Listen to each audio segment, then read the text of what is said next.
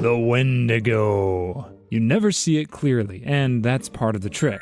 In Pet Sematary, it's just a shadow in the woods, a stench in the air, a pressure behind your eyes. But Stephen King gave it shape anyway. A decaying god with yellow eyes, horns for ears, a lip like rotting leather, and a tongue so foul it peels in layers. You won't hear it scream, and you won't hear it run, but somehow you'll know it's there, watching and smiling, letting the cold do its work while you dig your own mistake deeper into cursed soil. The Wendigo cursed the Micmac burial ground, turning it into a trap. Bury your pet and it comes back wrong. Bury your child and you don't get your child, but you get something else wearing their face. It doesn't bring the dead back, it just leaves them hollow, twitching, and wrong, like something that remembers how to be human, but keeps getting it slightly off. It lets you believe digging up your son is a good idea, then it watches you suffer. In The Girl Who Loved Tom Gordon, it stalks a lost girl through the forest, leaving mutilated deer as reminders. Not to scare her, just to say,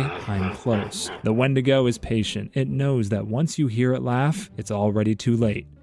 El Cuko. El Cuko enters without force. He becomes someone you trust. Your coach, your uncle, your neighbor. Then he does something unspeakable, walks away, and leaves you to rot in their place. He feeds on the aftermath, grief, and confusion. This creature doesn't just mimic your face, it also steals your blood, makes a mold of your soul, and wears it like skin. Then it finds a child, and what happens next can't even be called murder. It's more of a ritual, violent, precise, and made to leave a hole in everyone's memory. Bites taken out of the chest, objects are shoved into places they should never go, semen left on the body like a signature. While the innocent suspect gets destroyed in court and the family collapses, El Cuko hides underground, feeding off the pain like it's oxygen. Sometimes it visits the grieving at night, not to kill, but just to watch them shatter. When it's done with one body, it moves on, cuts the next face from someone new, always ahead and always watching. And by the time you realize you're chasing a thing that isn't human, it's already inside someone else's home, smiling and offering a ride.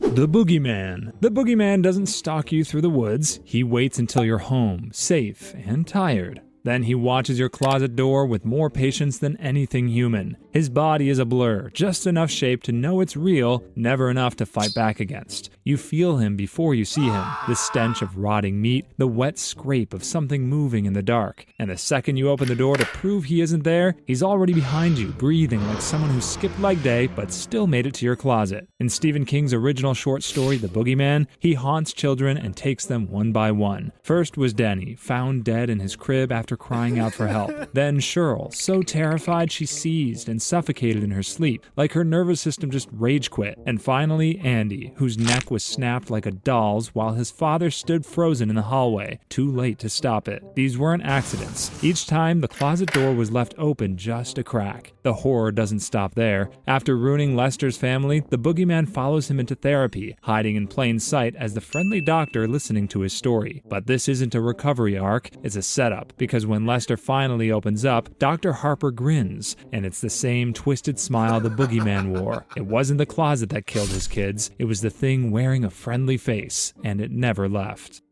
Morrid Deshane. Morrid came into the world like a curse made flesh, a cursed pregnancy forced onto Susanna Dean by a demon named Mia and the Crimson King's meddling. From the moment it arrived, it felt wrong, too still and too aware, like something made to fulfill a curse, not live a life. At first, he looks like a baby, but his mind is ancient and his body doesn't stay in the human mode for long. The more he grows, the more spider he becomes. 6 twitching limbs, fangs instead of teeth, and eyes that seem to know exactly when you'll beg for mercy.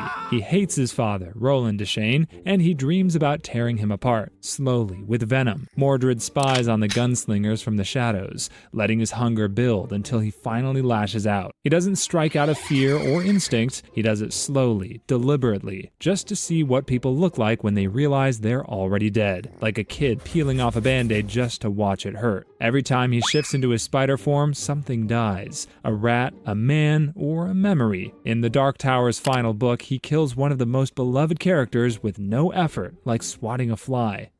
Leland Gaunt. Leland Gaunt sells antiques, but he also sells disaster, gift wrapped as a bargain. He shows up in Castle Rock like any small-town businessman, polite, mysterious, just old enough to seem trustworthy. His store is called Needful Things, and somehow every person who walks in finds exactly what they've always wanted. A rare baseball card, a charm that cures arthritis, a relic from the Ark, if you squint hard enough. But the price isn't just money, instead you're buying with favors. Gaunt makes each buyer pull a harmless little prank on someone else in town. He knows every feud, every grudge, and he moves through Castle Rock like he already knows where every grudge is buried. The pranks spark paranoia, then revenge, then riots, and by the time the townspeople realize what's happening, they're arming themselves, hoarding junk, and selling their souls like it's Black Friday. He hires a drugged-up thug to do the dirty work, manipulates grieving families, and stays one step ahead by pretending to be helpful. His hands have no lines, his fingers are too long, his smile never fades, and once the town burns, he skips off to the next one with a suitcase full of souls and a cart that turns into a horse-drawn wagon. He's not the devil, but if the devil ever needed a regional manager, Gaunt's already got the job. Kurt Barlo. Barlo never waits on the porch. By the time you lock the door, he's already behind it. He arrives in Salem's lot packed in a wooden crate like he's Dracula's weird cousin who doesn't believe in plane tickets. His assistant, Straker, sets up shop pretending to sell antiques, but behind the fake storefront, they're preparing a vampire buffet. Barlo hides in the Marsden house, a mansion so cursed the wallpaper probably screams at night. When the town starts noticing missing kids, it's already too late. Barlo's turning people one by one. Kids, moms, telephone repairmen, the lonely, the angry, the overlooked. He just shows up, stares through you with glowing red eyes, and then your dinner. Some victims get hypnotized, others get crushed. One poor priest gets publicly humiliated, spiritually broken, and force-fed vampire blood like it's communion wine. In some versions, Barlo looks like a well-dressed gentleman with cold hands and colder intentions. In others, he's a Nosferatu-style corpse with shark teeth and a mouth that never closes. Either way, he moves coffins with his mind and doesn't ask for permission before entering your house or your throat. By the time anyone fights back, Salem's Lot isn't a town anymore, but instead is a vampire factory with one very smug CEO in the basement. Dandelo. Dandelo isn't the kind of monster that strikes. He leans in with a joke and drains you while you're still laughing. He lives on the edge of the Dark Tower, disguised as a washed-up comedian named Joe Collins. His house is warm, inviting, and weirdly bigger on the inside, like grief in a nice neighborhood. Susanna and Roland think they've found shelter. What they actually found was dinner theater. Dandelo feeds on emotion, but not just any kind. He wants laughter. The nervous, dizzy, unstoppable kind that rattles in your throat while your brain quietly shuts down. He tells joke after joke, and every time you laugh, he takes a little more from you. Joy, breath, and memory are gone. In his basement, he keeps Patrick Danville locked up like a snack in storage. Patrick can bend reality with his art, so Dandelo lets him draw, just removes every eraser. Can't have your prisoner rewriting reality, that's cheating. Some say Dandelo is related to Pennywise. Same tricks, same hunger, but Stephen King says they're just cousins in cosmic cruelty, part of a species that treats human fear like dessert. When they finally expose him, Dandelo drops the mask. The jokes stop, the room gets cold, and for 1 second, they see what he really is. Something that doesn't understand comedy, only the sound people make right before they die laughing. Ardelia Lortz. To the kids in Junction City, Ardelia Lortz looked like a sweet old librarian. She had white curls, a soft smile, and a Sunday school reputation. But under all that lavender perfume was something ancient and starving. Ardelia wasn't just checking out books, as much as she was checking out children, specifically their fear. She fed on it, literally, sucked it right out of their tear ducts like a spider drinking soup from its web. She told twisted fairy tales, made posters so disturbing they left kids shaking. And when that stopped working, she started killing. 2 kids disappeared under her care. One more was supposed to die, but his dad showed up instead, and Ardelia murdered him without blinking. Then she went to sleep for 30 years like a bloated tick. When she woke up, she tried to possess a man named Sam, using overdue books as an excuse. She took the form of the man who abused him as a child, just to make the fear taste better. She killed her boyfriend for fun. She body hopped like a horror-themed Airbnb, and in the end, she was a slimy insect blob run over by a train. The Lake Blob. At first, it just looks like spilled oil. Flat, Dark, maybe a patch of algae floating on the surface of a quiet Pennsylvania lake. 4 teens see it while swimming out to a wooden raft. They laugh. Then one of them touches it and the water eats her alive. Then they probably stopped laughing. This thing isn't a monster with claws. It doesn't growl, it doesn't chase, it's just a perfect predator who waits, with no face and no sound. When Rachel dips her hand in, the blob snaps around her like glue, pulls her under, and starts melting her. Bones, skin, everything, gone in seconds. The others try to outthink it, doesn't matter. One slips, one gets pulled through the cracks in the raft, one lets their hair hang too low and gets their face dissolved. By morning, there's one kid left, standing, shaking, starving, stuck on that raft. He finally runs for it, barely makes the shore. He even yells out in victory. Then the blob rises from the lake like a black wave and swallows him too. By the time the engine of their car runs out, there's nothing left, just still water and a no swimming sign nobody saw in time.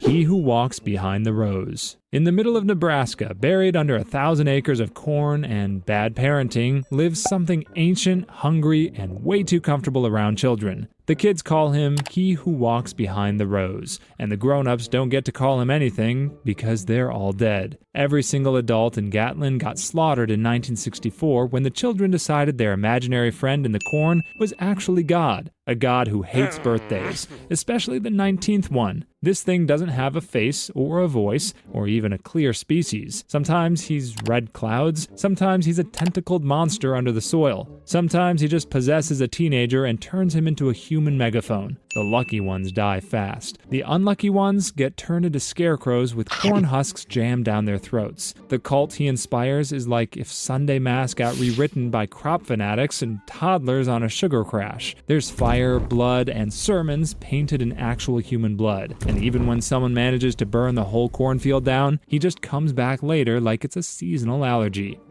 Charles Burnside, Mr. Munchin. Charles Burnside seems like your average old man at first. He's retired, quiet, just a guy waiting for his soup to cool. But deep inside him is something that doesn't belong. A hitchhiker from hell called Mr. Munchin, or Malchin, or the Monday Man. Whatever name you use, it comes with the same rules. He feeds on children, wears humans like Halloween costumes, and takes his coffee with a splash of cosmic evil. Burnside does the dirty work. He lures kids into vans and basements, always with a smile, while Munchin watches from the walls. Together, they're like a tag team of trauma. Burnside gets his victims, Munchin gets more workers for his nightmare factory. The big combination. It's powered by kidnapped children running barefoot on burning turbines while lizard creatures crack whips.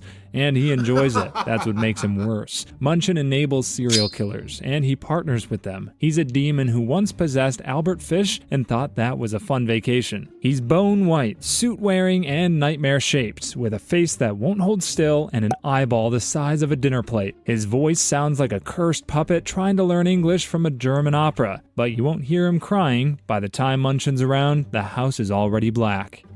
Moonlight Man. Jessie Burlingame wakes up handcuffed to a bed, her husband dead on the floor, and no phone, food, or hope in reach. Then it gets worse. Across the room, in the shadows, stands a 7-foot-tall figure holding a sack full of bones and jewelry like he's been trick-or-treating at a cemetery. Jessie stares at him, terrified, and says he's made of moonlight. That was a nice thought because he was very real and very into corpses. That's Raymond Andrew Joubert, also known as the Moonlight Man. He's a necrophile, grave robber, and serial killer who's been lurking around lakeside homes, stealing bones like he's building a charm bracelet from nightmares. He's also mentally disturbed, severely disfigured, and silent enough to pass for a hallucination. For a while, Jessie thinks he might be death itself, but death usually doesn't wait politely in the corner while you dehydrate. In both the book and film, Moonlight Man ends up caught and put on trial. When Jessie sees him again, he smiles and repeats what she told him back in the house, proving he'd been watching her the whole time. She stares him down and says, "You're so much smaller than I remember." He looks confused. He should be. The monster under the bed got roasted in public. Mr. Gray. Mr. Gray is what happens when an alien parasite gets bored, bitter, and slightly theatrical. He crashes into Maine on a spaceship full of space worms called the Byram, takes one look at humanity and thinks, yes, I'm going to destroy all of this with diarrhea monsters and a British accent. His main strategy is to possess a man named Jonesy, an unlucky professor with a psychic gift and half a dead brain. Mr. Gray invades his mind by turning into red mist and forcing his way in like a toxic roommate who drinks your milk and eats your friends. Once inside, he locks Jonesy in a mental closet and starts enjoying the ride, murdering truckers, stealing dogs, and trying to drop alien larvae into the water supply. But Jonesy fights back from the inside, hiding his memories, sabotaging Gray's plan, and sending psychic warnings to his friend Henry. In the final showdown, a dying man named Duddits, who turns out to be a different kind of alien, fights Mr. Gray in the reservoir shed. The two aliens explode together in a mist of space goo and glowing dream catchers. Mr. Gray came to wipe out Earth. Instead, he got outplayed by a dying leukemia patient with a glowing chest and a telepathic posse.